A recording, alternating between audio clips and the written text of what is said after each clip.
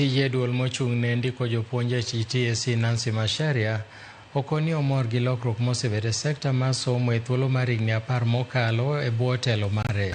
Kanoloso romo magala moro mokelo kanyakla jotend jopuonj mag sikunde secondary Mombasa, Macharia nokoni rang'iny mar somo e pachoka oseyangore ni maberie moloyo e Afrika ma Ugwe, gino ma bende oseting'o malo nying jopuonj ma pachoka. Omedo ni kata obedo ni nitiere nok mag jopuonj ma ogana 98 e thurka, piny owacho oseketo thenge omenda maromo bilion 2.4 mar ndiko jopuonj tich. We have a teacher shortage of 98,461 in the basic education subsector. The highest shortage is in junior schools, which stands at 72,422.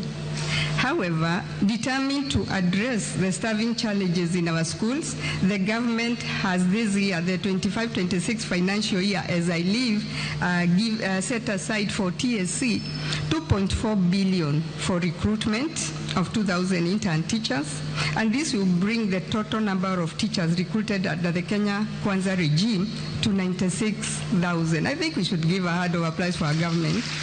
80% of these principals are in grade D3. And therefore, I want to say most of the principals in Kenya have stagnated in grade D3 for a long period. And therefore, they need to be promoted so that we can boost their morale.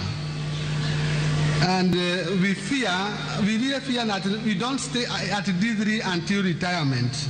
And our principals in primary and junior schools, the comprehensive schools, are also stagnated, madam, in D1.